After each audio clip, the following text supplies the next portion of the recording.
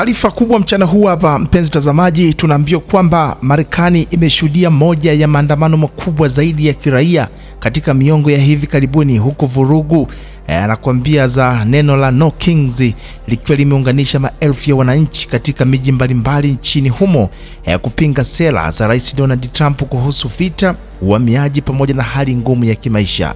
Kuanzia miji mikubwa kama vile New York, Los Angeles pamoja na Washington DC hadi miji midogo ya mashambani kabisa, waandamanaji wameonekana wakiwa na mabango yenye ujumbe mkali dhidi ya kile ambacho wanakiita ni utawala wa mkono wa chuma pamoja na maamuzi ya kijeshi ambayo yanakalimu nchi hiyo. Waandamanaji wameainisha maeneo makuu matatu ambayo yanachochea hisia zao, ambazo ni sera za vita, na hapa wakiwa na pingamizi dhidi ya ushiriki wa Marekani katika mivutano ya Mashariki ya Kati na uwezekano wa kuingia kwenye vita vya moja kwa moja pamoja na Iran.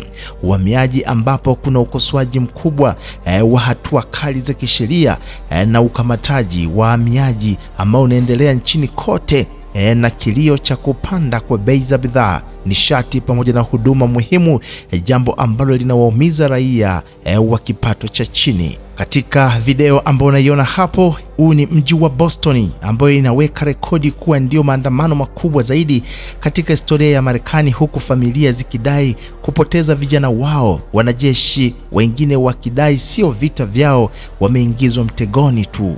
Maandamano yamesambaa katika miji mbalimbali, ukiachana na hapa Boston moja kwa moja, hapa ni Philadelphia. Maandamano mazito pia yamesambaa katika jiji hilo la Philadelphia na kumtaka au kumkataza Donald Trump kushiriki vita ambavyo vinaendelea nchini Iran. Wakati Marekani ikiwa sasa hivi inapambana na waandamanaji ambao wanapinga serikali hiyo kuingia vitani, hasa kumkosoa Donald Trump kwa sera zake za kukandamiza wahamiaji haramu pamoja na uchumi kushuka kuwa mbaya zaidi kutokana na vita ambavyo amevianzisha rais huyo wa Marekani. Sasa kule Irani wenyewe pia wameingia barabarani wakishangilia na wakilipa nguvu jeshi lao liendelee kupigana vita hivyo ambavyo vimeanzishwa na Marekani. Kama unavyoona hapo katika video hiyo, ni maelfu ya wananchi ambao wameandamana katika miji mbalimbali nchini Iran kuweza kuwapa nguvu wanajeshi wao na kuwapa moyo waendelee kupambana mpaka pale uongozi wa Trump ama jeshi la Trump litakaposalenda, waachane kabisa kukomesha ama kuivamia nchi yao. Huko Iran tukiachana napo, twende kule Yemen.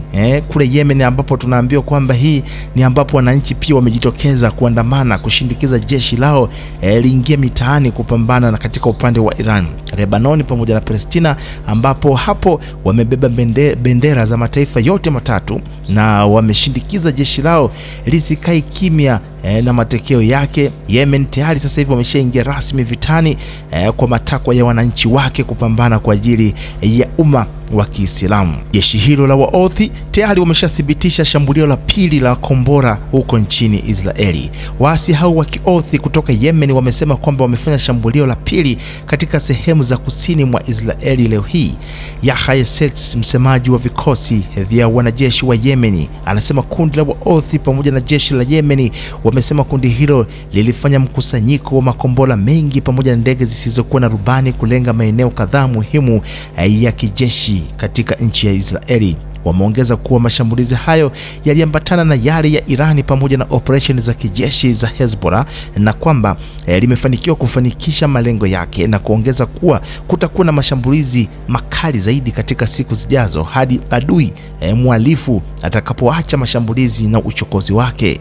Taarifa hiyo kwenye akaunti yake ya Telegram inakuja baada ya ripoti katika vyombo vya habari vya Israeli pamoja na Marekani kuhusu duru ya pili ya mashambulizi ya Waosi, saa chache baada ya Houthi kuthibitisha kuwa walikuwa wamerusha makombora yao kuelekea nchini Israeli tangu mgogoro wa Iran ulipoanza. Mapema leo hii Israeli imesema kwamba ilikuwa imezuia makombora ambayo yalitoka nchini Yemen.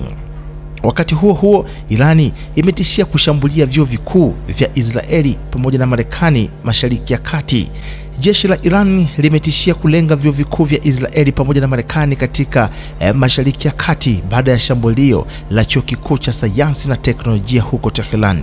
Jeshi hilo limesema kwamba vyuo vikuu vyote katika eneo hilo vitachukuliwa kwamba ni shabaha baada ya chuo chao kushambuliwa. Anasema kwamba tunashauri wafanyakazi wote, walimu pamoja na wanafunzi wa vyuo vikuu vya Marekani katika eneo hilo pamoja na wakazi walio karibu nao kuwa mbali kabisa kilomita 1 kutoka katika vyuo vikuu hivi ili kuhakikisha usalama wao. Taarifa hiyo imeongeza kuwa Marekani lazima ilani shambulio la mabomu dhidi ya vyuo vikuu vya Irani ili kuepuka kulipiza kisasi kwa taasisi za Marekani katika eneo hilo, ikitoa tarehe ya mwisho majira ya saa 12 za ndani siku ya Jumanne tarehe 30 Machi kufanya hivyo. Jeshi hilo limesema kwamba vyuo vikuu vyote katika eneo hilo vitachukuliwa kwamba ni shabaha baada ya chuo chao kushambuliwa. Anasema kwamba tunashauri wafanyakazi wote, walimu pamoja na wanafunzi wa vyuo vikuu vya Marekani katika eneo hilo pamoja na wakazi walio karibu nao kuwa mbali kabisa kilomita 1 kutoka katika vyuo vikuu hivi ili kuhakikisha usalama wao.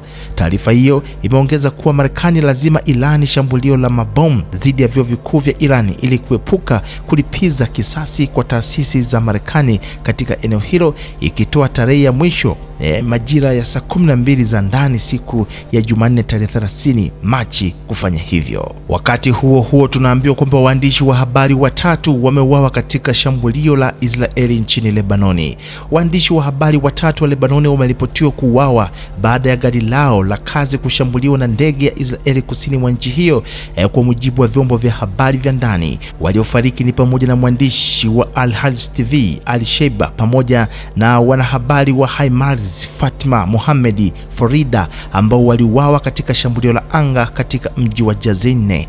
Rais wa Lebanoni Joseph Aloni amelilaani shambulio hilo akitaja kuwa ni uharibifu na uhalifu wa wazi kabisa ambao umekiuka sheria za kimataifa ambazo zinataka wanahabari kulindwa wakati wa vita.